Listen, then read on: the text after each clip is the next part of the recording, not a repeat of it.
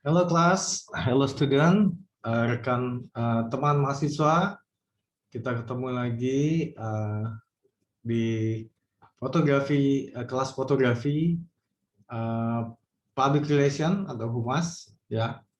Nah, kita akan masuk ke pertemuan kelima ya sekarang. Nah, nanti akan kelima akan saya ajarkan tentang beberapa teknik foto yang kalian gunakan untuk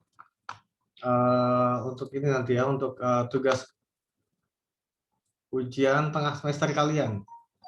Ya, baik, kita coba. Oh ya, nah sekarang sambil belajar di edisi Ramadan ini ya, nanti ada tambahan beberapa video lagi. Kalian bisa pelajari setelah video pertemuan kelima ini. Nanti akan diajarkan tentang exposure metering system di kamera kalian, ya, bagaimana gunanya, bagaimana memanfaatkan metering system pada kamera kalian. Jadi kalian simak videonya nanti ya setelah pertemuan kelima, kan ada video tambahan. Baik, Bismillahirrahmanirrahim. Innal hamdalillahi nahmaduhu wa nasta'inu wa nastaghfiru wa na'udzu billahi min syururi anfusina wa min sayyiati a'malina man yahdihillahu fala mudhillalah wa min yudlilhu fala hadiyallah. Assalamualaikum warahmatullahi wabarakatuh. Bismillah. Nah, kita masuk pada pertemuan kelima ini diajarkan ternyata 9 teknik foto ya yang harus kalian pahami ya. Jadi kalian bisa membuat di sini ada teknik freezing atau membekukan gerak ya. Kemudian teknik blurring itu jadi ada subjek yang bergerak tidak jelas ya. Sementara subjek utamanya jelas ya. Dia istilahnya terpaku atau freeze gitu ya. Jadi subjek di latar belakangnya atau subjek yang bukan subjek utamanya itu bisa bergerak. Jadi istilahnya di sini menandakan tentang pergerakan, adanya satu pergerakan. Jadi istilahnya visualisasinya nggak membosankan, ada keindahan, ada estetika juga. Ya. Kemudian teknik panning. Nah, teknik panning di mana subjek utamanya bergerak ke satu arah, entah ke kiri atau ke kanan, ya. Nah, kita akan tangkap dengan kamera, ya. Kemudian nanti hasilnya akan terlihat fokus di subjek, tapi di latar belakangnya menjadi ada seperti pergerakan, ya. Benda-benda di belakangnya jadi bergerak, pohon-pohon jadi garis-garis hijau, ya. Nanti kan diberikan contoh beberapa teknik panning, teknik zooming ya, yang sudah jarang dipakai. Nah, tentunya hasilnya biasanya kalau nggak jadi nggak fokus habis ya. Oke. Kemudian teknik gabungan, sebenarnya nggak ada teknik gabungan, nanti nggak usah panning atau zooming ya. Kemudian nggak pernah ada yang namanya teknik gabungan, ini aja salah mungkin slide-nya ya. Kemudian ada teknik hiperfokal ya, di mana ada ruang tajam yang luas, ketajaman dari foreground, middle ground sampai ke background. Oke, kemudian ada teknik selective focus, di mana subjek utama dipilih sebagai subjek yang fokus, ya. Sisanya menggunakan aperture lebar menjadi seperti bokeh di belakangnya, ya. Jadi ruang tajamnya sempit. Kemudian ada tentang pelajaran tentang kedalaman ruang atau depth of field, DOF ya, depth of field. Oke. Kemudian ada teknik bulb. Teknik bulb pada kamera ada fungsi bulb di kamera. Nah, kalian bisa manfaatkan itu nanti.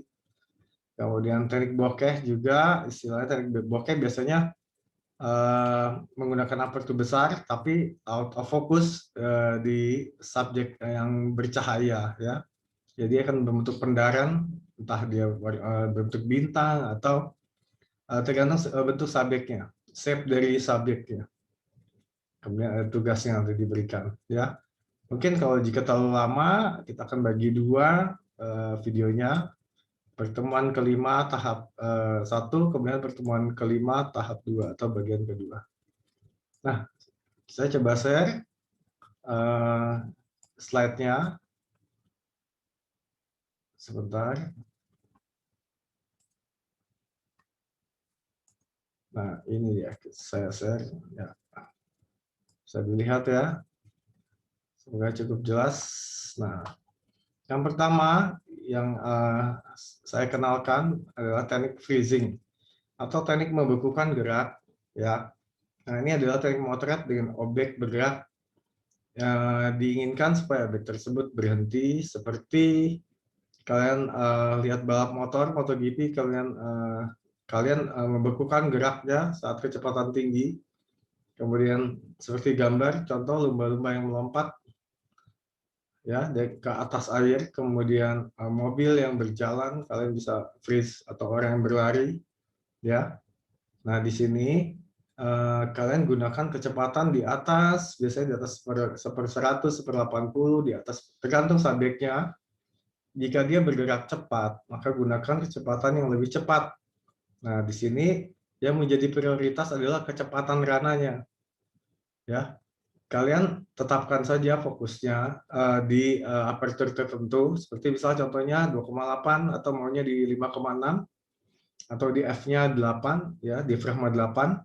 Nah, kalian rubah-rubah kecepatannya. Sesuaikan juga dengan ISO, ya. Misalnya saat cuacanya kalian sedang motret tuh cuacanya pagi terang atau pagi mendung, pagi hujan. Nah, gunakan ISO yang sesuai. Biasanya gunakan ISO yang jika cerah, gunakan ISO lambat, mungkin 1/400, ISO 400 atau ISO 800 sudah cukup. Tapi kalau mungkin saat gelap kekurangan cahaya, bisa memakai ISO 1200, ya.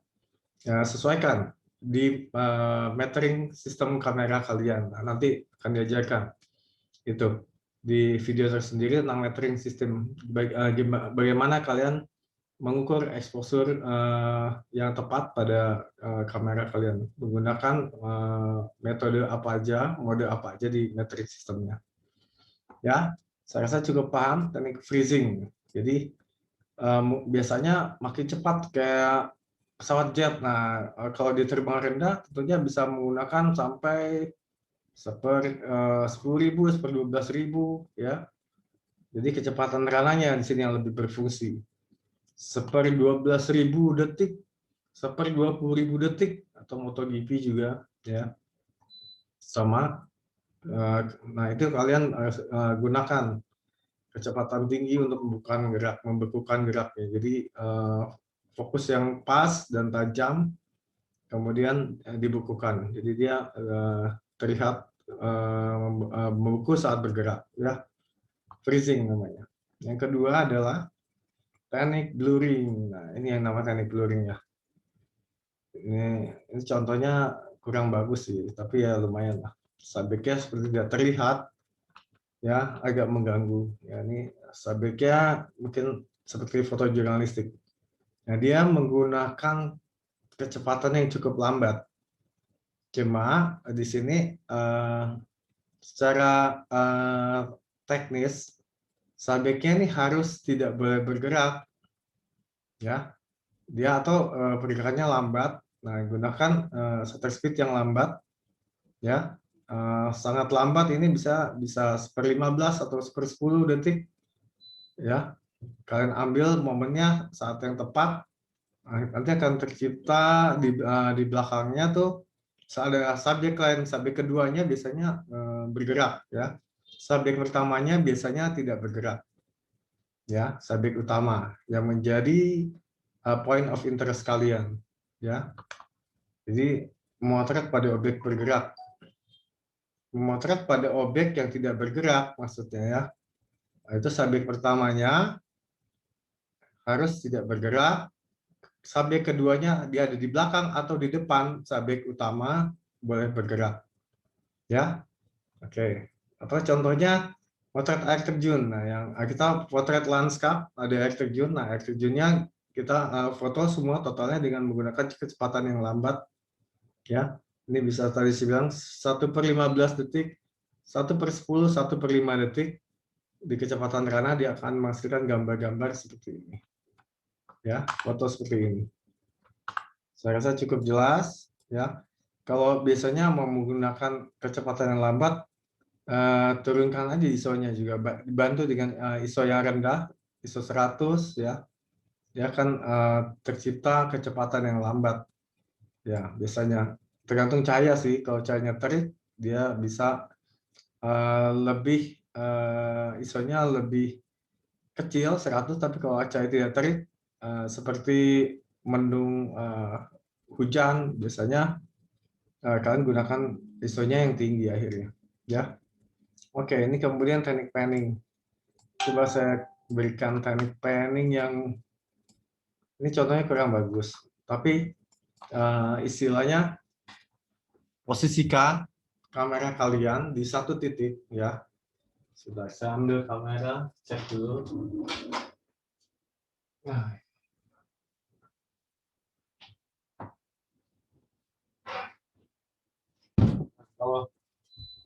kalau teknik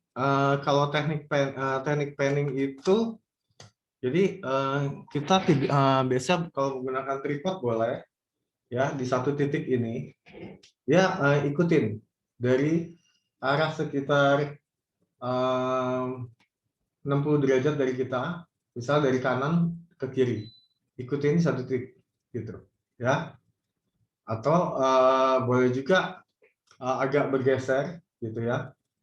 Tapi yang paling enak pasti biasanya jadi lebih bagus begini ya.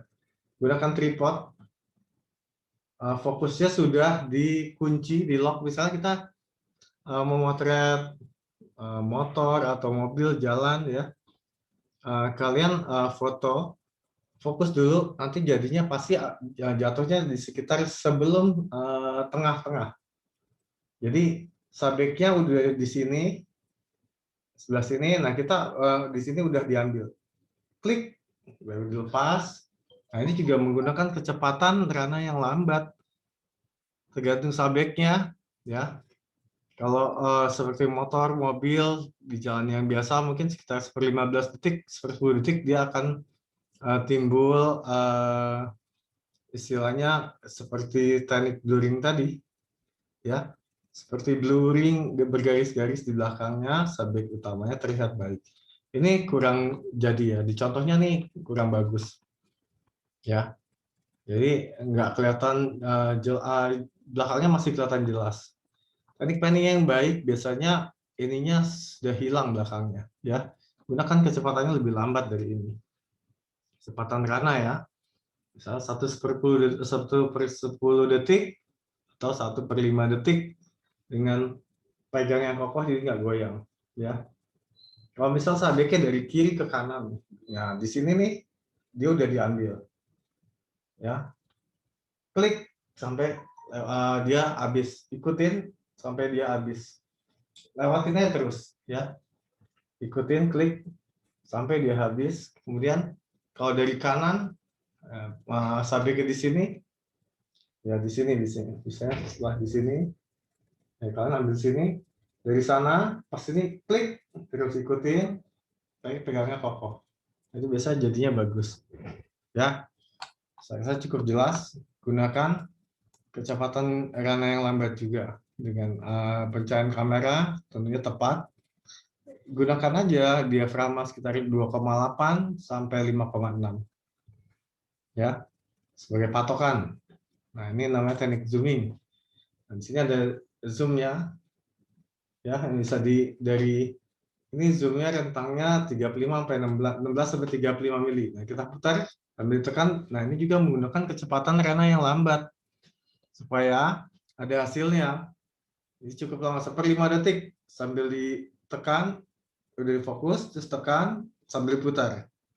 dia bisa dari zoom out ke zoom in, atau mau dari zoom in, atau mau dari zoom in ke zoom out, ya. Ke zoom out lebih jadi lebar. Kalau zoom in lebih close jadinya. Dari zoom out ke zoom in, atau dari zoom in ke zoom out, gitu. Ke belakang, jadi lebih lebar. Saya kayak gitu ya, tergantung efeknya kayak gimana. Tapi biasanya kalau teknik zooming itu dari zoom in dikeluarin ke wide, dari dekat dilebarin. Dari zoom in, ya tekniknya gunakan kecepatan karena yang lambat, ditarik. Dia kalau di zoom berarti ketarik ke zoom out, jadi lebih lebar. Ya, akan membentuk garis-garis dengan subjek biasanya di tengah. Ya, itu kan sebenarnya menambah menarik point of interest-nya dari foto tersebut. Ya, jika berhasil itu akan cukup baik. Teknik gabungan ini nggak ada, ya. Nggak bisa kalau digabungkan panning dan zooming, itu nggak bisa pasti. Kalau panning arahnya kemana, kalau zooming kemana. Kalau zooming kan, oh ini panning sambil zooming pasti semuanya hancur. Dan biasanya artistiknya jadi hilang ya. Dari eksekusinya ya sudah cukup menyulitkan. Jadi ini nggak usah dibuat, nggak usah diikutin teknik gabungan ini, ya. Nanti jadinya fotonya malah berantakan. Teknik siluet selanjutnya, ya. Coba dipahami. Nah, di sini kita mengukur latar belakangnya. Latar belakangnya biasanya pas diukurnya di metering, ya. Nah, kita ukurnya di sini nih, di bagian langit. Kalau seperti ini, bikin siluet. Kalau langitnya terlalu gelap, biasanya kalau kontrasnya tinggi enak, ya, lebih gampang, lebih mudah. Kontrasnya tinggi, kita ukur langitnya, otomatis subjeknya langsung gelap, ya. Nah, gunakan bentuk-bentuk yang baik. Misalnya ini bentuknya orang yang sempurna, ya. Ini bisa kayak foto prewedding. Jadi ini shape-shape yang baik, ya, seperti menara gereja atau menara masjid. Kemudian susunan tiang listrik yang membentuk line komposisinya, ya, bisa kalian gunakan. Jadi bikin foto teknik siluet ini. Nah, ini harus diukur pada bagian yang terang. Subjeknya ada di bagian yang kekurangan cahaya, ya. Dia tidak diukur di subjek ini. Metering sistemnya, ya, tidak diukur. Yang diukur adalah di latar belakangnya biasanya. Seperti biasanya siluet di sunset, ya, dan sebagainya. Atau di sunrise kalian bisa bikin, ya. Gunakan diafragma berapa aja boleh, itu tergantung kepentingan kalian. Mau lihat misalnya ada foreground atau background nanti, tapi biasanya nggak terlalu kelihatan, ya. Kita cuma gunakan siluetnya, cukup bisa diafragma 5,6, bisa. Tapi yang penting di meter sistemnya mengukurnya di langit ini, di backgroundnya. Ya, misalnya menggunakan cahaya lampu bisa juga, tapi tetap yang diukur adalah bagian belakangnya. Jadi exposure-nya benar bagian belakang, exposure depan itu kekurangan cahaya, ya. Jadi berbentuk seperti siluet. Nah, semoga paham. Kita lanjutkan. Ada teknik hiperfokal. Nah, hiperfokal ini maksudnya adalah teknik yang digunakan untuk mengambil foto dengan ruang tajam yang luas, ya. Ruang tajamnya luas. Oke, bisa kita lihat dari sini ke sana. Ruang tajamnya di tengah, di depan saya. Di tengah ada, di depan saya namanya foreground. Ini middle ground. Di belakang middle ground ini ada background. Jadi ruang tajamnya dari foreground sampai background itu dia benar-benar tajam. Ketajamannya luas, ya, ruang tajamnya. Nggak sempit. Kalau sempit tuh cuma dia tajam di tengah aja, di middle ground, di foreground, dan backgroundnya nggak tajam. Nah, biasanya yang teknik menggunakan diafragma yang besar atau kecil atau menengah, ya. Diafragma besar biasanya F-nya 2,8, 1,8. Kemudian diafragma menengah bisa menggunakan F8, F9. Sekarang ada digital diafragma F-nya 9. Kalau untuk ruang tajam yang luas, ya luas, gunakan diafragma atau apertur F-nya 22, F-nya 11. Nah, ini contohnya mungkin tidak tahu kelihatan karena jadi bertumpuk ya. Ini pohonnya tajam di foreground, ada foreground, terus ada middle ground, pohon-pohon ini, kemudian di belakang ada rumah. Ini, ya, mungkin dimaksudnya tajam semua. Cuma fotonya tidak menarik dan point of interest-nya jadi hilang ya. Kelihatan kurang bagus dibuatnya. Ini juga foreground-nya jadi lebih dominan dengan merah. Ya, middle ground-nya apa? Ini di sini middle ground-nya adalah pohon-pohon kelapa. Background-nya apa? Background-nya ini gedung-gedung ya. Tapi di sini kurang begitu terlihat, walaupun tajam tapi dimensinya jadi nggak terlihat. Jadi mungkin gunakan waktu pencahayaan yang tepat seperti sore hari atau pagi hari. Jam 7 sampai jam 8 sampai jam 10, atau cahaya jam 2 sampai jam setengah 5 sore. Ya. Nah, mungkin saya akan coba lihat kalau dalam ruangan bisa juga ya kalian gunakan tripod biasanya untuk teknik hipervokal. Ini hipervokal artinya vokal length yang luas, yang hiper ya. Hiper itu jadi benar-benar lebih dari super ya. Jadi semua tajam nih. Berarti gunakan diafragma yang maksimal. Ya biasanya f22 atau sampai f32 kalau di format medium kamera.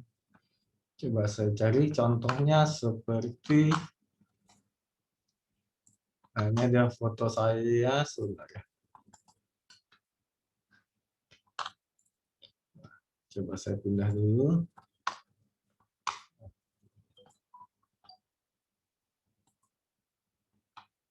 Coba. Nah, ini kalau dalam ruangan hasilnya misalnya seperti ini.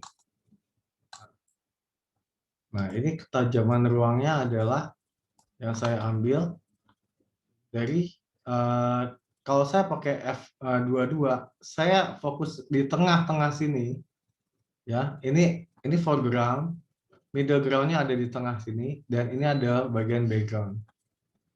Jadi kalau udah pakai f22 nggak usah takut, pasti fokusnya di tengah aja supaya dari depan sampai ke belakangnya tajam. Ya, fokus di bagian tengah, ya, di middle ground. Nggak perlu dari depan juga bisa. Tapi kalau mau lebih tajam biasanya kalian ambil bagian tengah di middle ground, nanti otomatis ruang tajamnya tuh dari foreground sampai background akan tercapai ya. Ini menggunakan lighting ya, ya seperti ini. Nah, untuk membentuk dimensi biasanya, nah itu saya bilang gunakan waktu yang tepat kalau di outdoor ya.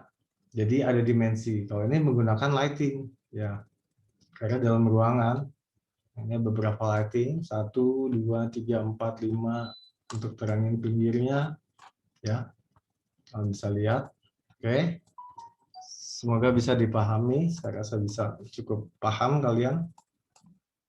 Kita pindah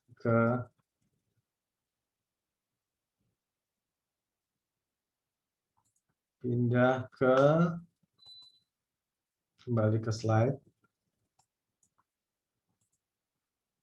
Teknik selective focus. Nah, ini yang namanya selective focus. Ini memainkan diafragma, ya, memainkan ruang tajam, ya, ketajaman ruang. Ini ketajaman ruangnya di gambarnya, ya, hanya tajam pada subjek. Subjeknya ini bunga yang merah, ya. Foregroundnya adalah daun-daun, backgroundnya daun-daun, ya. Kita fokus pada satu titik. Jadi menggunakan diafragma besar. Diafragma besar itu dengan angka yang kecil ya, F-nya 1,8, 1,5, 1,4, atau sampai 2,8 ya. Sampai 2,8 ini hasilnya akan seperti ini. Di depannya agak blue, agak bokeh, di belakangnya bokeh. Ini juga pusat perhatiannya adalah ujung pena ya, ujung ballpoint. Sisanya ke belakang menjadi bokeh. Ya. Kalau kita fokus di sini, berarti di sini biasanya bokeh, di belakangnya juga bokeh. Ya.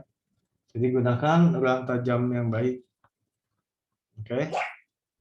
Gunakan diafragma maksimal hanya 2,8. Kalau misal lensa nggak nyampe, biasanya diafragma terkecil di lensa vario jenis kamera entry level f-nya 3,5, 4,5 boleh, silakan ya. Biasanya kalau kalian mau seperti ini, gunakan focal length yang cukup panjang, misalnya tuh di lensa 70 mm, 60 mm ya. Jangan gunakan di sudut lebar yang biasanya kalau sudut lebarnya ruang tajamnya masih tajam ya. Oke. Ya, di sini gunakan diafragma dengan baik ya. Di teknik selective focus.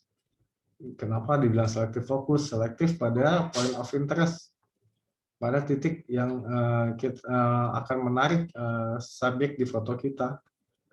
Ya, sisanya adalah subjek yang bukan subjek utama. Ya, baik. Nah, kita ini adalah tentang kedalaman ruang atau depth of field.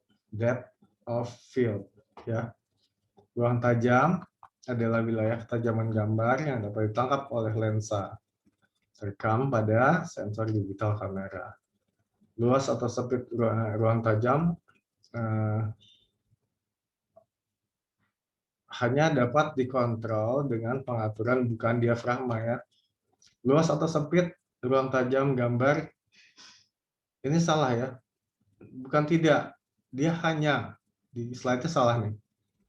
Luas atau sempitnya ruang tajam gambar hanya dapat dikontrol dengan pengaturan bukan diafragma. Ya, benar. Ya.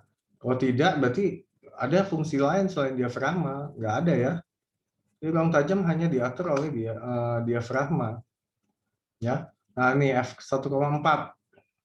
Contohnya, di middle subject, di foreground subject dia jadi bokeh, di belakangnya background subject dia jadi bokeh. Kalian lihat baik-baik ya. Nah, ruang tajamnya sempit, f-nya 1,4. Kemudian di f5,6 ya fokusnya masih di tengah. Nah, dia mulai terlihat jelas dekat di foreground yang dekat dengan subjek. Ini juga mulai terlihat jelas di belakangnya. Ya, nah, ini ruang dari ruang tajamnya. Ya, field ini ruangnya. Ya. Ya. Nah, kalau kita pakai f22 diafragmanya bukannya kecil, maka kita fokus di tengah aja dari foreground sampai background udah cukup tajam semua ya. Nah, ini contoh juga tadi ini selective focus. Foregroundnya bokeh, blur gini ya, bokeh. Middle groundnya fokus, kemudian di belakangnya jadi bokeh juga. Nah, ini fotonya baik ya, menurut saya dari exposure-nya baik, pencahayaannya baik, jatuhnya membentuk dimensi ya. Ada terang, gelap, membentuk dimensi, jatuhnya cahaya utama menerangi subjek utama. Cahaya ya yang jatuh dari matahari dari sebelah kanan, sumber cahaya utama jatuh pada subjek utamanya. Ini menarik ya. Oke, saya rasa cukup jelas. Itu bisa di komen, ditanya di sini ya, di kolom komentar di YouTube video ini. Kita lanjutkan. Nah, ini berikut 3 cara untuk mengatur ruang tajam, gambar yang diinginkan. Semakin besar angka diafragma, Ya, yang pertama, semakin besar angka diafragma, berarti ruang tajam makin kecil tuh. Makin besar diafragma, dibilangnya F11, F12, F13. Oke, F-nya 11, 16, 22 itu makin besar angkanya. Berarti lingkarannya semakin sempit, ya. Kalau dia lebih makin besar, berarti F-nya 1,4, lingkarannya makin besar, gitu ya. Lingkaran diafragma, blade-nya, ya, dia makin besar. Kalau dia mengecil, diafragmanya dibilang nilainya makin besar. F22, kalau segini bisa F-nya 1,4, ya, segini. Oke, kalau membesar, mengecil, ya, lubangnya kecil, bisa F-nya 16 atau 22. Nah, makin panjang titik fokus lensa, ya, bukan titik fokus, ini berhubungan dengan focal length atau panjang lensa, ya. Makin sempit ruang tajamnya, ya. Makin panjang focal length atau panjang lensa, ya. Contohnya adalah kalau di 50 mm dia masih luas ruang tajamnya.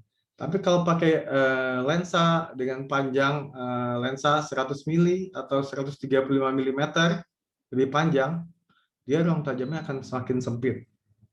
Ya, pasti itu. Karena memang dari sudut pandangnya, kalau 50 meter masih lebar kayak mata, ya. Kalau 130 meter sudah sempit sekali, derajatnya kecil, ya. Jadi bisa close, tight, ya, lebih tight, lebih rapat, ya. Dia akan membentuk ruang tajam yang sempit.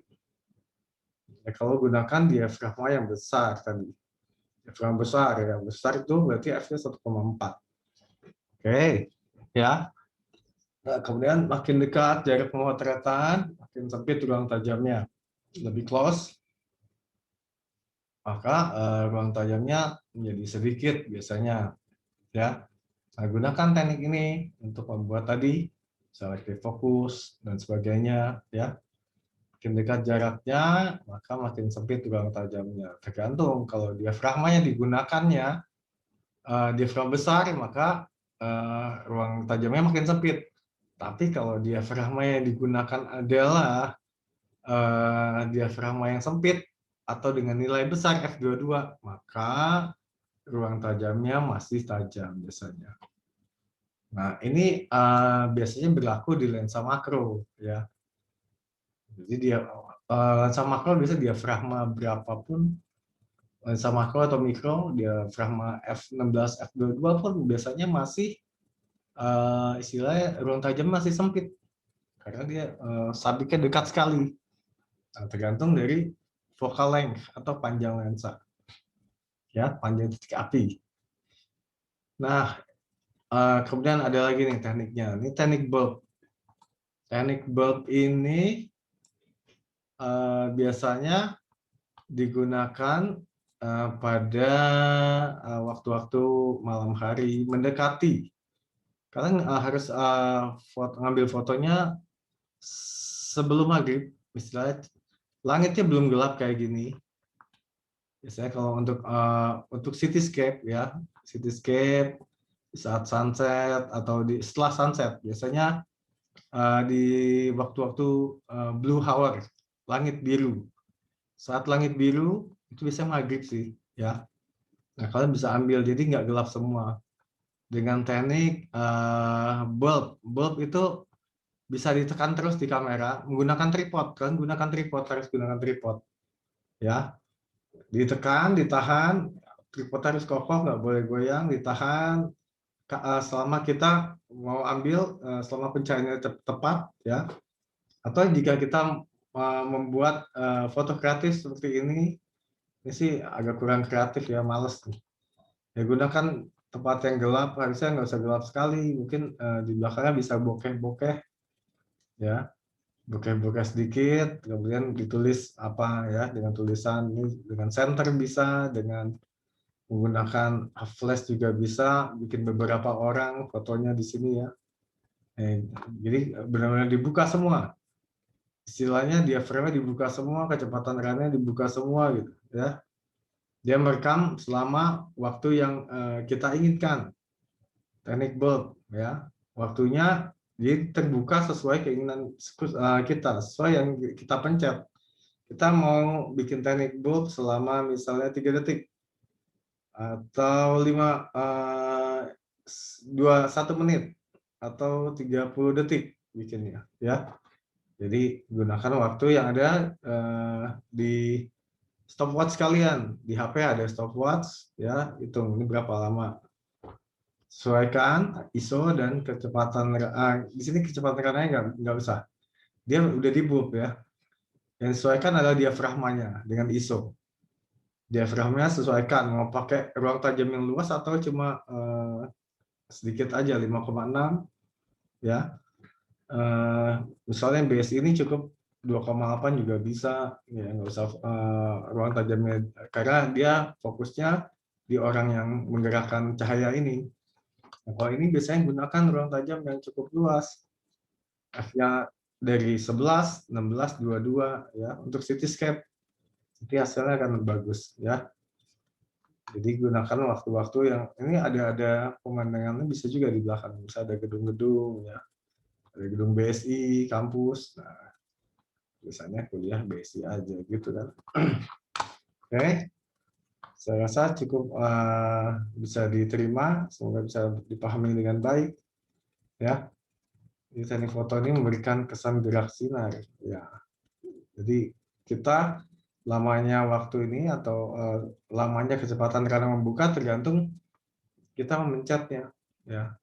Teknik bulb ini mencet shutter kamera sampai kita lepas lagi, dia akan merekam sesuai waktunya yang kita buat. Nah, ini teknik bokeh.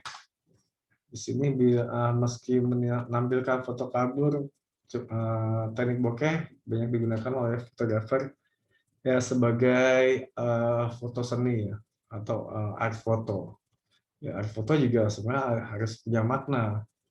Jadi apa sih maknanya? Dia misalnya bokehnya itu membentuk apa? Misal bokehnya ini membentuk gambar kuda atau apa gitu, atau nah itu jadi lebih bermakna ya. Walaupun dia sifatnya istilahnya tidak teratur ya, cuma dia punya makna. Harusnya bisa dibikin seperti itu, lebih lebih baik jadinya. Secara estetika juga pemirsa akan mengerti ya. Istilah abstrak ya, ya abstrak. Abstrak dibuatnya juga sebaiknya nggak asal-asalan ya. Ini foto bokeh bisa diartikan foto menunjukkan titik objek yang fokusnya sangat tajam, tapi nggak difokus ya. Di subjeknya nggak difokus ya. Sementara objek selain utama akan blur atau kabur satu. Kalau ini teknik bokeh bokeh aja ya. Kalau ada selective focus ya namanya selective focus beda. Oke. Nah, hal terpenting yang harus dilakukan ya setting aperture lensa pada bukan yang sebesar mungkin ya. F-nya contohnya 1,4, 1,2, 1,8 ya. Oke. Itu ISO-nya dan kecepatan rana disesuaikan. Baik. Saya rasa cukup paham ya. Saya lanjutkan. Nah, ini adalah tugas yang akan saya jelaskan nanti. Ya, tugasnya membuat foto menggunakan minimal 5 teknik dari 9 foto. Nah, akan tinggal kita jelaskan ya. Saya rasa ini cukup. Ya, nanti kalian bisa simak video selanjutnya tentang metering kamera ya. Untuk mempertajam kemampuan kalian memakai kamera untuk membuat teknik foto. Ya. Oke. Jadi saya rasa cukup sampai di sini untuk pertemuan kelima. Nanti kita lanjutkan di pertemuan keenam. Pertemuan keenam nanti sudah membuat foto, kemudian diasistensikan. Ya, oke. Terima kasih untuk kalian yang sudah menyimak dan memahami video ajar ini, minta tolong untuk kalian like dan subscribe-nya. Kemudian kalian berikan komentar di kolom komentar, pendapat, masukan, dan atau pertanyaan dari kalian tentang teknik di pertemuan kelima ini. Ya, oke. Saya akan coba menjawab. Ya, semoga kalian mudah mempelajarinya, pahamnya mudah. Di Ramadan ini juga semoga puasa kalian baik ya. Terima kasih sudah menyimak dengan baik. Alhamdulillahirrahmanirrahim. Subhanakallahumma wa bihamdika asyhadu an la ilaha anta astaghfiruka wa atubu ilaihi. Wassalamualaikum warahmatullahi wabarakatuh. Salam sejahtera, selamat Ramadan. Salam metal selalu dari saya. Terima kasih. Enjoy ya.